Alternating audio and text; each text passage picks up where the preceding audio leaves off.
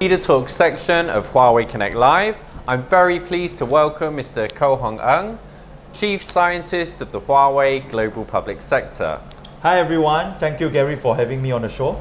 Mr. Ko has decades of experience in the public service industry. He leads a global team of industry experts to support this major business segment in Huawei. Before joining Huawei, Mr. Ko worked for Oracle, Sun Microsystems, and the Singapore government in the areas of public safety and e-government. In tandem with his work at Huawei, Mr. Ko is on the committee of various international bodies, including the Singapore Healthcare Bioethics Committee.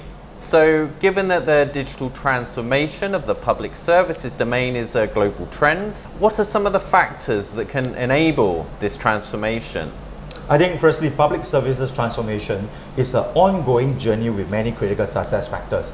Digital transformation is more than technologies, and it requires a top-down approach. Singapore used to have many siloed systems and databases, which the government began to address with an organization-wide approach to make services more people-centric. This is especially important since transactions with the government are usually a means to an end. As an example, opening a restaurant is the end objective, but the businessman has to contact many public sector agencies to get the necessary licenses, which are the means. So to be people-centric, the government typically needs to mandate data exchange and governance, and having agile applications development and hostings, data center and cloud. A centralized electronic ID is also crucial to identify and provide people-centric services. While often underemphasized in developing countries, a national backbone network, government-wide area network, and last-mile connectivity are necessary to bring internet to the people. Various countries that rank highly in the United Nations E-Government Development Index started offering people-centric services about 2 decades ago. But successful digital transformation requires many critical success factors, which differ from country to country because of differences in areas such as politics, economic conditions, digital access, and literacy. This is why a local technology ecosystem is crucial. The other critical success factors include vision and leadership, governance and structure, law and regulation, people and culture, operating model, security and sovereignty, and of course even data strategy. Okay, so many nations have set out national digital transformation strategies based on digital infrastructure. What are some of the key factors that should be included in national strategies? Indeed, many countries have published their national digital transformation and even public services transformation agenda and plans, such as Thailand's Digital Economy and Society Development Plan. In China, we have Digital China and the 14th 5-year plan. Switzerland, we have Digital Switzerland and the Swiss Federal ICT Strategy. Most of the above critical success factors and technologies that I mentioned are in these plans. But some of these plans can be enhanced further to make them truly transformational, as we need more than people-centric services. Governments need to provide proactive and even personalized services too. This is where big data and AI become important to quickly analyze the needs of the people.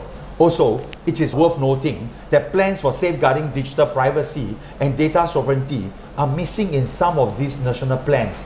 While digital transformation is all about people, it is the data that matters. This is why we call data the new crude oil.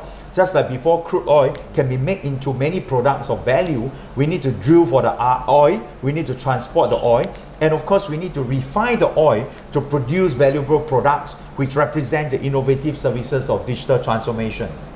Okay, so what are Huawei's suggestions for the digital transformation of governments and nations? From a technology perspective, Huawei actually has an intelligent twins reference architecture that offers end-to-end capabilities for the data management process through technologies such as Wi-Fi 6, client premises equipment, GPON and SD-WAN. Our intelligent interaction, which is like drilling for oil, ensures connections and the interaction of people and devices. Enabling such interaction is the intelligent connectivity that covers the national backbone using DWDM and microwave. And of course, the last mile using fiber, IP, microwave LTE and private LTE.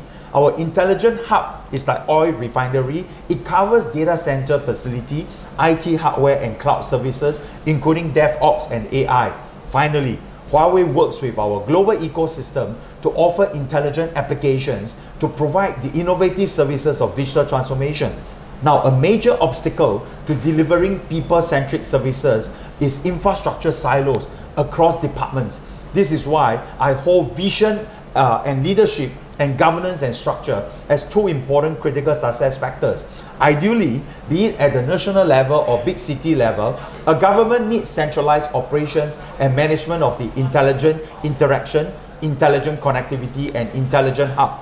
Also, from our experience, due to data privacy, security, and sovereignty, one size cloud does not fit all. Government typically offers three types of cloud: public services cloud, administration cloud, and security cloud. Okay, so to conclude, can you share some key takeaways about what constitutes successful digital transformation in the public services domain? It's important, right? A successful digital transformation journey has to be top down. We need to identify segments to ensure some quick wins and values to the society, and of course leverage the local ecosystem. The long-term and the wider implementation of national digital transformation may require consultancy, and of course governance and workflow need to be reviewed to support the success of the implementation. Lastly, the values of digital transformation need to be measurable, and the public servants entrusted to implement such transformation need to be appraised based on such measurement. But again, I need to emphasize the importance of national digital infrastructure to enable all this. Okay, thank you, Mr. Koh, for joining us today and for sharing your insights. Thanks, Gary, for having me. Thank you.